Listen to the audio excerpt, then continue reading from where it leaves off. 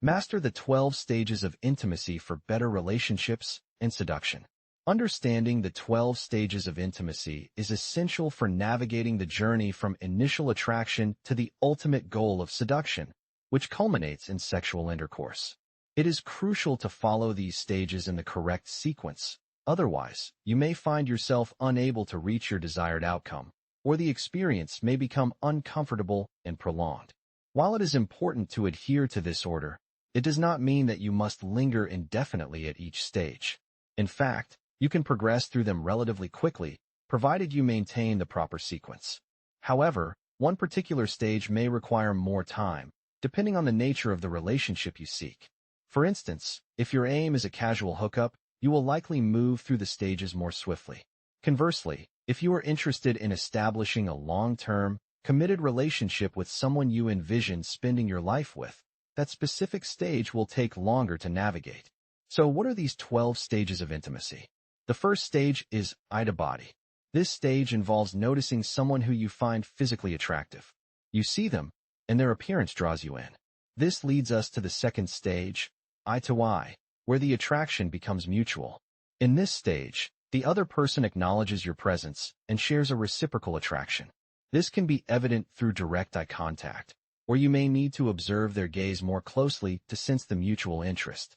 You might notice them looking back at you several times, indicating a shared attraction based on eye contact. The third stage is voice to voice.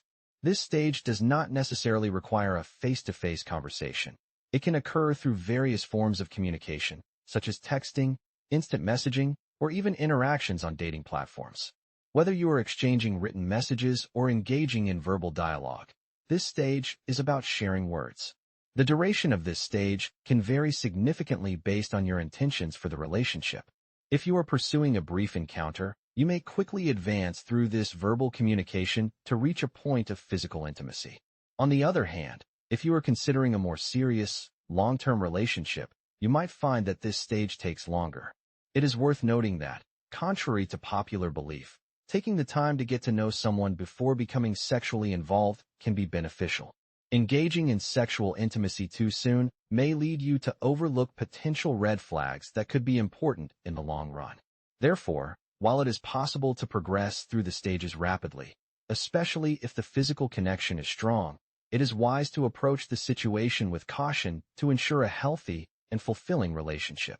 When considering whether someone is truly the right long-term partner for you, it's easy to get swept up by the intense chemistry you might share in the bedroom. However, it's important to remember that a strong sexual connection doesn't automatically mean you're genuinely compatible in other areas. Sexual attraction and true compatibility are not the same thing, so keep that distinction in mind as you move forward. Let's talk about the different stages of building intimacy, starting with what's often called the voice-to-voice stage. This is where you're connecting through conversation, getting to know each other, and establishing comfort.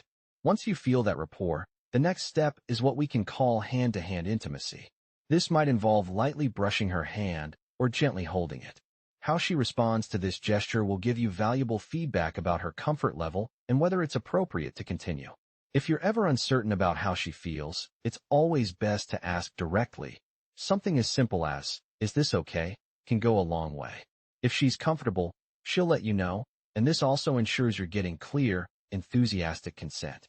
In today's world, it's crucial to seek explicit consent before initiating any physical contact, rather than just assuming it's okay based on body language alone. After hand-to-hand contact, the next level of intimacy is hand-to-shoulder.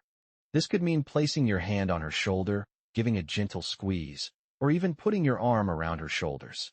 This gesture is a bit more personal and can signal to others that you're together, even if it's just for the evening. It's a subtle but meaningful way to show affection and connection. Moving forward, the next stage is hand-to-waist. This involves touching or holding her waist, or wrapping your arm around her midsection. The waist is a more sensitive and vulnerable area, so it's important to approach this step with care and only after you've established comfort through the previous stages. Imagine if someone you didn't know well suddenly touched your waist. It would likely feel intrusive. That's why following these steps in order helps ensure that both people feel comfortable and safe. For women especially, feeling safe is a top priority, even if there's a bit of excitement or anticipation in the air. This stage can also include giving her a hug, whether from the front or behind, with your arms wrapped around her body. The next progression is mouth to mouth, which is simply sharing a kiss. If she's responded positively to all the previous steps and seems comfortable, this is the natural next move. Interestingly, you might think this should come earlier, but it's usually best to wait until after you've established other forms of physical connection. Of course, if you're both clearly ready, you might be able to switch the order, but generally, it's wise to follow these steps to build trust and intimacy gradually. Alright, so the next step after what we've discussed is moving from simple gestures to something a bit more personal, hand-to-head contact. This includes touching her face or hair, like gently caressing her cheek, brushing her hair back, or even cupping her face in your hands. Women often find this kind of touch incredibly intimate and meaningful. But why is it more intimate than kissing? Well, think about it. When you kiss someone, there's usually an immediate reciprocation. It's a two-way interaction. You know right away if the other person is into it, because they'll respond in kind. On the other hand, when you're touching someone's face or head, it's not necessarily reciprocal. It's more of a one-sided action, and it involves touching a part of the body that feels particularly vulnerable. For example, imagine someone walking up to you and just placing their hand on your face without warning. That would feel far more invasive and surprising than if they simply leaned in for a kiss, right? The head is a sensitive area, and touching it carries a higher level of emotional vulnerability. Another variation of this is when you place your hand at the nape of her neck while kissing her, or doing something similar. This can be a real game changer in terms of creating attraction, but timing and context matter. If done out of sequence, it can come across as awkward or even creepy. I once had someone touch my face unexpectedly, and it completely threw me off. Later, I realized why it felt so unsettling. It wasn't just the timing. There was no clear consent or mutual understanding. So, remember, the key here is respecting boundaries and ensuring that everything happens naturally within the flow of your interaction.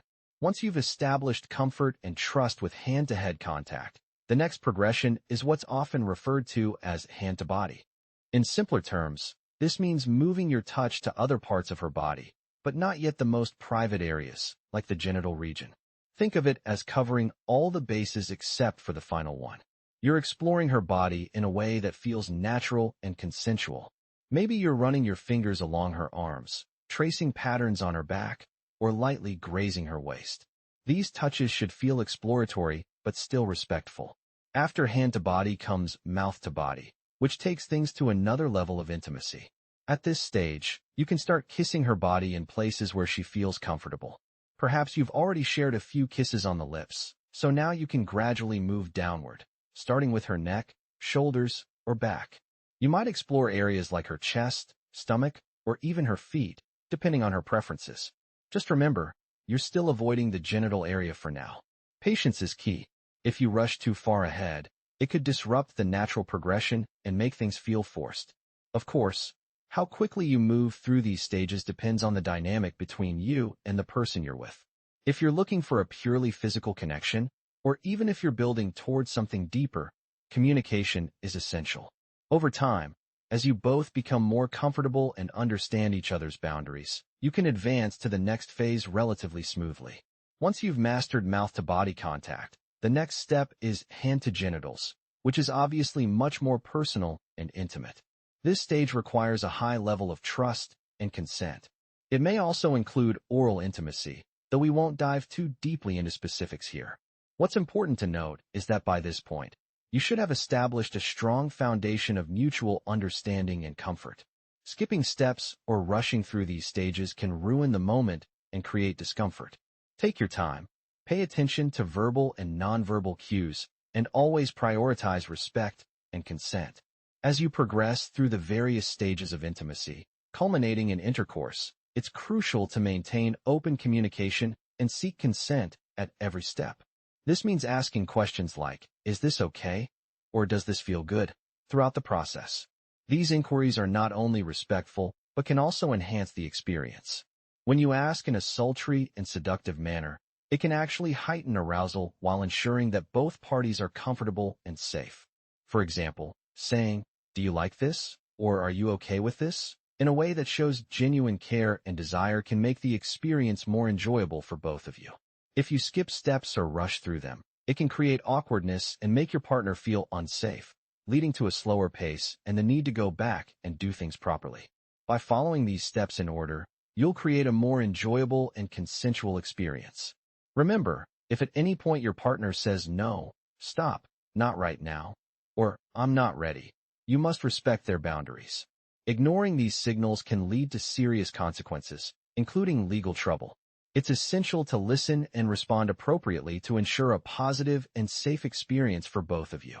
If you find yourself in a situation where you're not sure about the next steps, take a moment to reassess and communicate openly.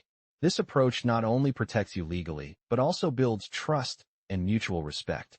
If you found this information helpful, please like, subscribe, and hit the notification bell to stay updated on new videos. Feel free to leave your comments below, and remember that YouTube only notifies me of comments on my most recent video. If you have questions, ask them on a new video, and I'll do my best to address them either in a new video or in the comments. Thank you for being here, and I wish you all the best in your endeavors.